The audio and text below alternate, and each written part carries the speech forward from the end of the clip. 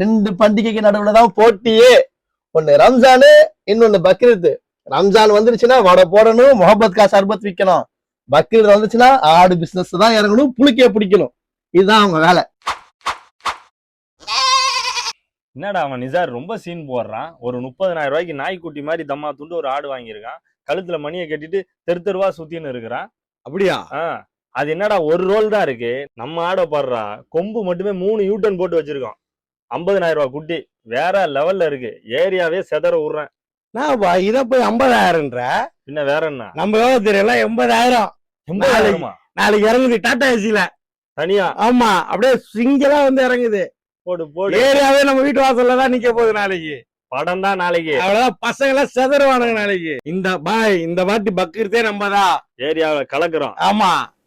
என்னடா 30,000 50,000ன்னு பெருமாடிச்சிட்டு இருக்கீங்க? அல்லாவுக்காக ஆடு வாங்கினீங்களா, இல்லைன்னா உங்களை ஏரியாவில் 4 பேர் பார்க்கணும்னு ஆடு வாங்கினீங்களா? நம்ம மொன வீட்டு பாய் பாருங்கடா, 1.5 லட்சம் ரூபாய்க்கு அது ஆடு வாங்கியிருக்காரா. அதை போய் பார்த்தா ஆடு மாதிரி இல்ல, ஜல்லிக்கட்டு காலை மாதிரி இருக்கு. அது மாடுதான். அஸ்ஸலாமு அலைக்கும். அஸ்ஸலாம் பாய். பாய் மொத தடவையா குர்பானி குடுக்குறேன். மாஷாஅல்லாஹ், நல்ல விஷயம். ஒரு தரமான ஆடு வேணும். கொடுத்துருவோம். வெறும் ஒரு 8,000 ரூபாயில பாருங்க. கறி பஞ்சு மாதிரி இருக்கணும். பஞ்சு மாதிரி வேணுமா? என் ஃப்ரெண்டு கடைக்கு போங்க, அசார் இருக்கான்ல, இலவம் பஞ்சுல கொடுப்பேன், வாங்கிட்டு போங்க. பாய் அவன் இப்ப பெர்ஃபியூம் விக்கிறான் பாய். தெரியுது இல்ல? 8,000 ரூபாய்க்கு முயல் குட்டி இருக்கு, எடுத்துட்டு போறீங்களா? குதிச்சு குதிச்சு போவோமா பாய்? தெரியுது இல்ல பாய்? தெரியுது இல்ல? அப்ப ஏன் பாய், நானே கால்ல இருந்து 4 ஆடு தான் வியாபாரம் இருக்கு. சரி, டென்ஷன்ல இருக்கிற 8,000 ரூபாய்க்குலாம் ஆடு கிடையாது. தயவு செஞ்சு போயிட்டு வாங்க, அல்ஹம்துலில்லாஹ் போயிட்டு வாங்க பாய். பாய் இந்த ஆடு நல்லா இருக்கு பாய், இது கொடுங்க பாய். அது 18,000 ரூபாய், காலு அடிபட்டு இருக்கு, அதனாலதான் அதோட ரேட்டு 18,000 ரூபாய். பாய். அல்லாவே குணப்படுத்திடுவான் பாய், நீங்க அந்த ஆடை கொடுங்க. அல்லாஹ் குணப்படுத்துவான் பாய். காசு யார் கொடுப்பா பாய்? 18,000 ரூபாய் பாய். அது பாய் ஹேண்டிகேப் தானே பாய். 10,000 ரூபாய்க்கு டிஸ்கவுண்ட் பண்ணி 8,000 ரூபாய்க்கு கொடுங்க பாய். பாய், நானு ஒரு ஆட்டுக்கு 1000 ரூபாய் வந்தா போதும் தான் நான் வியாபாரம் பண்ணிட்டு இருக்கேன். நான் போய் சொல்லி விற்கல. எனக்கு ஒரு ஆட்டுக்கு 1000 ரூபாய் வந்தா போதும் தான் நான் நியாயமா வச்சுருக்கேன். அதனாலதான் அந்த ஆட்டுக்கு அடிபட்டுக்கிறதே நான் சொல்றேன். ஏமாத்தி விற்க முடியாது. அதனால அந்த ஆட்டோட ரேட்டு 18,000 ரூபாய். 1000 ரூபாய் வேணாலும் கம்மி பண்றேன். எனக்கு ஆட்டு ரேட் வந்தா போதும். 17,000 ரூபாய் கம்மி நான் கொடுக்க மாட்டேன். எல்லா வியாபாரியும் இப்படிதானயா பேசுறீங்க. நான் நியாயமா விக்கிறேன்னு பாய். அது நீங்க அது மத்த கூட கேட்கணும் பாய். நான் உண்மையிலே அல்லாவுக்கு பொதுவா நான் நியாயமா தான் பாய் விற்கிறேன். நானு அங்க பாருங்க, அந்த ஆடு ஒரு கண்ணு இல்ல, ஓகேங்களா? எவ்வளவு அது? 15,000 ரூபாய் அந்த ஆடு. நான் உண்மையான ரேட்டு தான் நான் விற்கிறேன். என்ன பண்ணு, மொத்த ஹேண்டிகேப் ஆடையும் என்கிட்ட கூடியா. எங்க ஏரியால ஒரு டாக்டர் இருக்காருயா, ஒரே ஊசி தான் எல்லா ஆடையும் க்ளோஸ் காப்பாத்திடுவாரு. அப்படி வரீங்களா? சரி, பண்ணுங்க. இந்த ஆடு சேர்த்து 17 ஒரு 15 33 ரூபா கொடுங்க. சரிதான், வரட்டா? ஹலோ ஸ்லாலிக் மச்சான், நல்லா இருக்கியா மச்சான்? ஒரு 2,000 இருந்தா கொடு மச்சான், பக்கெட் முடிச்சு தரேன் மச்சான். கொஞ்சம் டைட்டா இருக்கு இல்லையா மச்சான்? சரி மச்சான். ஸ்லாலிக் அண்ணா, ஜிபேல ஒரு 2,000 தான் அனுப்புங்கண்ணே. ஆமாண்ணா, கொஞ்சம் வீட்டு செலவு இருக்குண்ணா, பக்கெட் முடிச்சு தரேண்ணே. சுத்தமா இல்லையாண்ணா? சரிங்கண்ணா அல்ஹம்துலில்லாஹ்ண்ணா.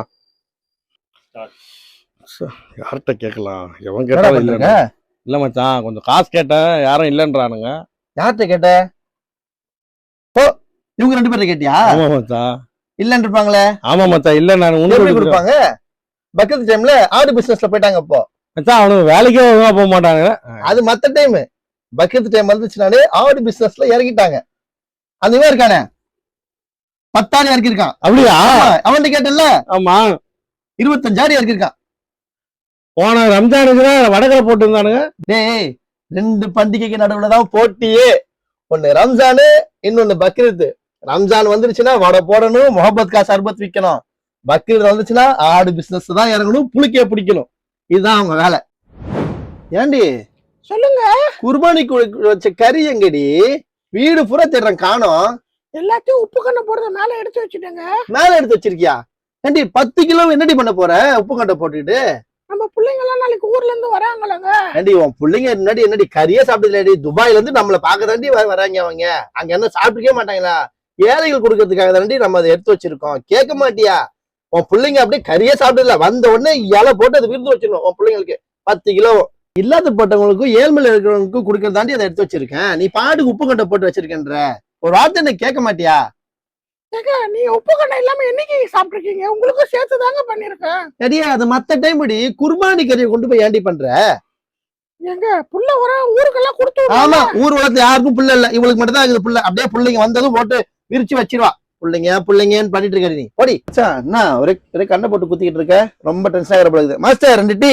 ஏண்டாக்கா என்ன பார்த்தா கண்ணு குத்துன மாதிரி வேற தெரியுது. பின்ன ஏதோ இப்படி நோண்டிட்டு இருந்த. மச்சான் அஜித் பெருனா வருது மச்சான், செலவு இருக்கு, ட்ரெஸ் எடுக்கணும், பிள்ளைக்கு ட்ரெஸ் எடுக்கணும், பொண்டாட்டிக்கு எடுக்கணும், எனக்கு எடுக்கணும். என்னடா புதுசா பேசுற? ஏண்டா பக்ரீத்துக்கு செலவு எங்கடா வரும்? ரம்ஜானுக்கு ட்ரெஸ் தான் அப்படியே நம்ம அது பக்ரீத்துக்கு போட போறோம். இல்ல செலவுன்ற நீ பக்ரீத்துக்கு? மச்சான் நீ இன்னும் நம்ம சின்ன வயசுல இருந்த மாதிரியே பேசிட்டு இருக்க மச்சான். இப்பதான் மவுத்து வீட்டுக்கு போனா கூட ட்ரெஸ், புது ட்ரெஸ் கேக்குறாளுங்க, ஸ்டேட்டஸ் போடணுன்றாளுங்க, எவ்வளவு விஷயம் இருக்கு மச்சான். ஓ, உன் வீட்டுல உனக்கு இப்படி ஒரு கஷ்டமா? எல்லார் வீட்டுலதான் மச்சான் இப்ப இருந்தாலே ஸ்டேட்டஸ் போடுறதுதானே முதல்ல இருக்காங்க. ஏண்டா இதெல்லாம் ஒரு செலவுன்னு பேசிட்டு இருக்கிறியே, ஆடு வாங்கிட்டு அது குர்பானிக்கு, அதானே முக்கியம். எங்க மச்சான் ஆடு, என்னையே இப்ப விட்டா குர்பானி கொடுத்துருவாங்க போல இருக்கு. அது சரி, ஒன்னும் குர்பானி கொடுக்கறதுக்கு ஒரு ஊரே சுத்திட்டு இருக்கு, அது இருக்கட்டும். இதுதான் மச்சான் முக்கியம், நல்லா தெரிஞ்சுக்கோ. Dress இதெல்லாம் வாங்க சொல்றியா, அது 2வது, அது இருக்கட்டும். ஆனா முதல்ல குர்பானிக்கு ஆடை வாங்கணும் ஃபர்ஸ்ட், புரியுதா? அதுதான் முதல்ல இருக்கிறதுலே பர்க்கத்து. அதை முதல்ல பண்ணு வா. நீ சொல்றது கரெக்ட் தான் மச்சான், நமக்கெல்லாம் கூட்டு குர்பானி தான் எப்பவுமே கரெக்ட். கூட்டு குர்பானியா? ஏண்டா 2 வீட்டுக்கு சொந்தக்காரன் நீ, கூட்டு குர்பானி கொடுக்குறேன்ற? ஏதோ ஒரு ஜமாத்தா பார்த்தோமா, கூட்டு குர்பானி காசை கொடுத்தோமா, 5 கிலோ கறி வாங்கணுமா அப்படின்ட்டு நிம்மதியா இருக்கலாம் மச்சான். போடுறா, எல்லா வேலையும் உனக்கணும், அவன் நடக்கணும்ல. ஹலோ பாய், ஒண்ணும் இல்ல பாய், லோடு ஏத்தியாச்சு, நாளைக்கு சாயங்காலம் வந்துடும் ஆடு, ஓகேங்களா? உங்களுக்கு வந்து 6 ஆடு தானுங்களே, நாளைக்கு வந்துடும் பாய் இன்ஷால்லா, ஓகேங்களா? சரி பாய். இவர் வேற பண்றாரா? பாய் அஸ்ஸலாமு அலைக்கும். நாளைக்கு மத்தியானம் உங்களுக்கு 3 ஆடு வந்துடும், ஓகேங்களா? ஒன்றும் கவலைப்படாதீங்க, ஓகேங்களா? சரி. ஃபோன் வந்துட்டே போட்டு இந்த பாய்க்கு வேற சொல்லணுமே. பாய் ஜி, ஒன்றும் கோச்சிக்காதீங்க, நாளைக்கு மகரிப்க்கு அப்புறம் உங்களுக்கு 20 ஆடு வந்துடும், கவலைப்படாது, ஓகேங்களா? லோடு அங்கே ஏத்தியாச்சு, நாளைக்கு வந்துடும், ஓகேங்களா? நான் இறக்கிறேன் பாய். லோடை கொடுத்துட்டு இவனுக்கிட்ட நம்ம மாட்டிட்டு படாது பாடு பண்ணணும் போல இருக்கிறாங்க. அப்பா பாய் வணக்கம் பாய், எனக்கு ஒரு 2 ஆடு மட்டும் வேணும் பாய். இன்ஷால்லா ஜி, நாளைக்கு சாயங்காலம் லோடு வருது, ஓகேங்களா? உங்களுக்கு 2 ஆடு கொடுத்துருவோம், அவங்க கவலைப்படாதீங்க, நம்பிதான் போறேன். கவலைப்படாதீங்க, எல்லாம் பிரச்சனை இல்ல. அட்வான்ஸ் ஒரு 25 ரூபா கொடுத்துருப்பாங்க. டேய், அந்த ஆள்ல ஓடுது பாரு, அதை புடிச்சு கட்டு எல்லாத்தையும். டேய், லோடு வந்துச்சு பாரு, இறக்கு கூட போயிட்டு. டேய், அந்த ஆடுலாம் ஃபர்ஸ்ட் வயிற்று ஒப்புங்கடா, வந்தாங்கன்னா புடிச்சு கத்துவாங்கடா. பாய் விளையாடு பாரு, அந்த ஆட்டை காட்ட அவருக்கு. பாய் இல்ல பாய், உங்ககிட்ட 1 வாரம் ஆகுது பாய் நான் அட்வான்ஸ் கொடுத்து. பாய் சரி பாய், நான் இல்லங்களா பாய், ஆடு இப்பதாலுமே அங்க இறக்கிட்டு இருக்காங்க. நானே பக்கத்து பாய், என்ன பாய் பேசுற நீ? சரி பாய், இறக்கிட்டு இருக்காங்க, புரியுதுங்களா? ஆடு இருக்கு வச்சுதான் அது கொடுக்க முடியும், புரியுதுங்களா? சும்மா இந்த மாதிரிலாம் பண்ணிக்காதீங்க. எவ்வளவு கொடுத்தீங்க நீங்க? அட்வான்ஸ் வாங்கிட்டு பாய், போங்க. அதெல்லாம் நீங்க பேசக்கூடாது பாய். அது எப்படி நீங்க பேசுவீங்க? பாய் நான் தான் சொல்லிக்கிறேன்ல பாய், நான் அட்வான்ஸ் உங்ககிட்ட கொடுத்துட்டு போயிருக்கேன். பாய் அது நீங்க ஆடு இல்லைன்னு சொல்லல, பேசக்கூடாது. ஆடு இல்லன்னு சொல்லல, புரியுதுங்களா? இறக்கிட்டு இருக்காங்க, எல்லாருக்கும் கொடுத்துட்டு தான் உனக்கும் நான் பாய், கொடுத்தேன். அவங்க இப்போ வந்தவங்க, நான் உங்கள்ட்ட 1 வாரத்துக்கு முன்னாடி கொடுத்தேன். நீங்க என்ன பாய் அது பேசுறீங்க? எப்படி எனக்கு பாய், அப்படி நீ போனே பண்ணல பாய், நீ எனக்கு நான் எல்லாத்தையும் நான் எதுக்கு பாய் அட்வான்ஸ் வாங்குனீங்க? நான் குடுக்குறேன்னு பாய், பாய். நீங்க எதுக்கு பாய் நிக்கிறீங்க? அட்வான்ஸ் கொடுத்துருவேன் நாங்களும். பாய் நான் குடுக்குறேன்ட்டு நானு. ஆடு இறக்கிட்டு இருக்காங்க. இல்ல பக்ரீத், எல்லா ஆடு வேணுமா வேணாமா இஷ்டம் தான் வாங்கிட்டு போங்க, இல்லன்னா போயிட்டே இருக்கு, அட்வான்ஸ் வாங்கிட்டு போங்க. பாய், இப்படிலாம் பேசக்கூடாது. பாய், பாய், பாய், பாய், இப்படிலாம் பேசக்கூடாது. நாளைக்கு பக்ரீத், நாளைக்கு நாங்க என்ன பண்ணுவோம்? வேற எங்க போய் வாங்கிக்க பாய், ஆடு ஆடு போய் வாங்கிக்க. எப்படி பாய் பேசுறீங்க? வியாபாரம் பண்ற மாதிரி பேசுற நீ. பாய் நான் வியாபாரம் தான் பண்ணிக்கிறேன், அதுதான் பேசுறேன். அதுதான் ஆடு இறக்கிட்டு பாய், இருக்காங்க. வியாபாரம் பண்றவே பேசல, சண்டை போடுற மாதிரி பேசுற பாய். பாய் நான் பாய் என்ன கூட்டு குர்பானி இப்படி அநியாயம் பண்ற? இங்க பாரு 1600 ரூபா தான் கூட்டு குர்பானி, 4000 ரூபாய்க்கு மேல வாங்கிட்டியா? 1200 ரூபா கூட்டு குர்பானி பாய். இது வந்து வெளியூர் கூட்டு குர்பானி பாய்.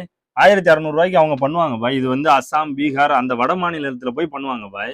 அங்க வந்து காட்டு பகுதியில மாடை மேய விட்டுருவாங்க. அங்க உள்ள கிராம மக்களே விவசாயம் பண்ணுவாங்க, பிளஸ் கசாயாவும் இருப்பாங்க. அவங்களே அந்த மாடை வெட்டி கொடுக்கறதுல இருந்து விநியோகம் பண்றதுல எல்லாம் பண்ணிடுவாங்க. அதனால உங்களுக்கு அந்த ரேட்டுக்கு கட்டுப்படி ஆகும். டிரான்ஸ்போர்ட் செலவு கிடையாது, மெயின்டெனன்ஸ் செலவு கிடையாது அந்த மக்களுக்கு. நம்ம ஊர்ல அப்படியா பாய்? சிட்டில இங்க டிரான்ஸ்போர்ட் செலவு அதிகம், மெயின்டெனன்ஸ் செலவு அதிகம் பாய். பாய் என்னதான் இருந்தாலும் நீங்க வாங்குறது அநியாயம் பாய், ஒரு 500,000 ரூபாய் கம்மி பண்ணிக்கோங்க பாய். நம்ம என்ன தக்காளி வியாபாரமா பண்ணிட்டு இருக்கோம்? அல்லாவுக்காக நியத்தை நிறைவேற்றிட்டு இருக்கியா? உங்களெல்லாம் கடைசி வரைக்கும் திருத்த முடியாதியா?